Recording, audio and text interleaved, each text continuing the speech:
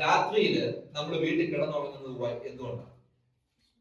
നമുക്ക് ചുറ്റുമുള്ള ആൾക്കാരിൽ എന്തുണ്ട്? വിശ്വാസം. കാരണം കല്യാണം കഴിച്ചാണ് തന്റെ വൈഫിന് കത്തിയുമായിട്ട് കുത്തുന്ന വിശ്വാസം, അങ്ങനെയാണ് ചിന്തിക്കുന്നത്. നടക്കുമോ? ഉറക്കം നടക്കിയല്ല. എപ്പോഴാ വരുന്ന കത്തിയുമായിട്ട് കുത്താന്? ഇവിടെ ഉണ്ടോ? വൈഫുണ്ടോ? ഇല്ല. ഓക്കെ, ശരി. ഒന്ന് ആലോചിച്ച് നോക്കിയേ. അങ്ങനെയാണെങ്കിൽ നമുക്ക് ഉറങ്ങാൻ പറ്റുമോ? ഉറക്കം നടക്കിയല്ല. എന്റെ അപ്പൻ എന്നെ ഒരു ചുറ്റി എടുത്തിട്ട് തലക്കിട്ട് അടിക്കുന്നൊരു തോന്നലുണ്ടെങ്കിൽ നമുക്ക് ഉറങ്ങാൻ പറ്റുമോ? ഇല്ല. ഒരു ഭൂമി കുലുക്കം ഉണ്ടായിട്ട് എല്ലാം ഇടിഞ്ഞു പൊളിഞ്ഞു വീഴും എന്നുള്ള ചിന്തയാണെങ്കിൽ നമുക്ക് ഉറങ്ങാൻ പറ്റുമോ? ഉറങ്ങാൻ പറ്റില്ല. എല്ലാം വിശ്വാസം. നമ്മളെല്ലാരും ജീവിക്കുന്ന വിശ്വാസത്തിലാണ്. അങ്ങനെയാണെങ്കിൽ ഒന്ന് ആലോചിച്ച് നോക്കിയേ. നമ്മൾ യാത്ര പോകുന്ന സമയത്ത്, ഒരു ബസ്സിൽ യാത്ര പോകുന്ന സമയത്ത് ആ ബസ്സിന്റെ ഡ്രൈവറിൽ എത്രമാത്രം നമുക്ക് വിശ്വാസം ഉണ്ടായി? ആ വിശ്വാസം കാത്തു സൂക്ഷിക്കുന്ന ആൾക്കാരാണ് ഈ നിൽക്കുന്ന ആൾക്കാർ. എത്ര വണ്ടികളാണ് നമ്മളെ മൊത്തം?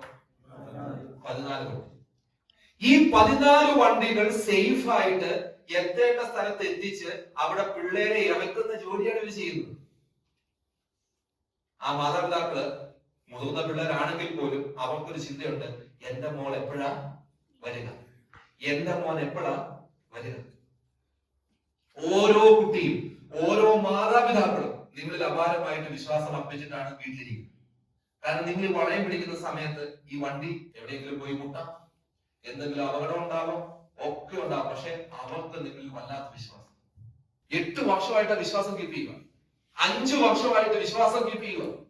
നിങ്ങളിലുള്ള പ്രതീക്ഷ എന്ന് പറഞ്ഞാൽ ആരുടെ പ്രതീക്ഷ?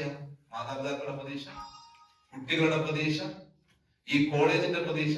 അപ്പൊ അത് കാത്തു സൂക്ഷിക്കുന്ന ഇവർക്ക് ഒരു ഗംഭീര കൈയ്യടി കൊടുക്കാമോ? സൂപ്പർ കൈയ്യടി.